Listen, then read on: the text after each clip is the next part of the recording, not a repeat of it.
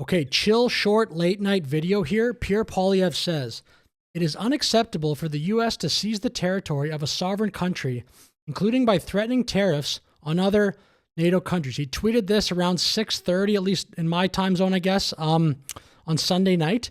Greenland is part of the Kingdom of Denmark, and we support its territorial integrity.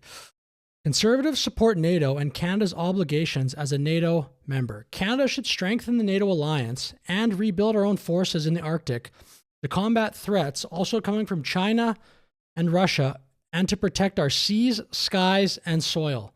Now, I don't necessarily mind the statement in a different setting, but politically, why would you do that?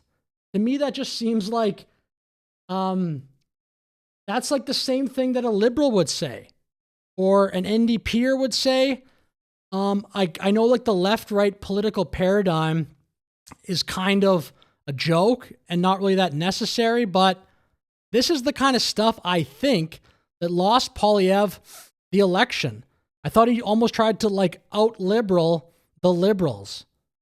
Again, even if Poilievre thinks this, what's the point politically of saying this? Poilievre is in politics. He's not a commentator. I don't understand why you would say that, because who are you going to win over? Like, I think the pleb, the first reply here, I think the pleb hits the nail on the head. The elbozos, I'm sure he means like the elbows up crowd, aren't going to vote for you no matter what you say. And all this post accomplishes is pisses off those who actually support you. Sometimes tweeting nothing is better than tweeting something. That's kind of where I'm with this. I agree with the pleb. This is one of those times. Fire whoever told you to tweet this. I'm right there with him. He should fire whoever told him to tweet this. Or if it's Poilievre, like, this isn't going to work, man. You've got to win an election. And these tweets do nothing. They're just, I'm going to have more Trump derangement syndrome. I'm going to have more anti-Trump rhetoric than the liberals. It's not going to work. This is, again, I really believe what lost him the election. Some people in the quote saying, good message, but I don't buy it. I think that just alienates voters and there's no point to doing it. Mario Zelaya, who is another very large account who I'm kind of hot and cold on. Sometimes I think he gets it right. He agreed, though, with Poilievre's post. No one can argue against this, ever. Extortion through tariffs to seize another country is utter madness. It's something that every Canadian needs to get behind. Carney needs to strongly condemn these actions like Pierre has. Not soft language of we're concerned. It needs to be an unequivocal stance. The ends do not justify the means, and regardless of what the U.S. intentions are, this should be seen as an economic invasion of a sovereign nation. It's insane. But politically, what's the point of this? This is sounding like you want to be more elbows up than the elbows up crowd. That's not going to work. And again, I will stand by this 1,000% of the time in my conviction. This crap lost Poilievre the election.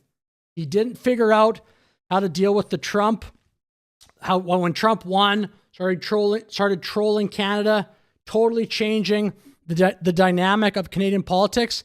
This to me sounds like he's not learning the lesson. Just what Pleb said, like, don't say anything then. Because if Poilievre says, yeah, Trump, take Greenland, that's probably not a good message either for a Canadian politician. But to me, this just reeks of poor political instincts. And I think it's a massive mistake. So anyway, let me know your thoughts in the comments. Do you agree with that? Do you disagree? Other than that, have a great day. Like and subscribe. I guess I'll say one other thing. If you're watching this and you're like a big Poilievre guy, I'm going to just talk on this channel however I want to. So sometimes I'll agree with him. Sometimes I won't. Same with, to a lesser degree, Carney. But on the times I agree with Carney, I'm going to say that. I think a lot of the right-wingers or the left-wingers in Canada just stick to the talking points. Like you see that like crazy over at CBC. So anyway, with that said, thank you for listening to my soapbox rant at the end there. Have a great night.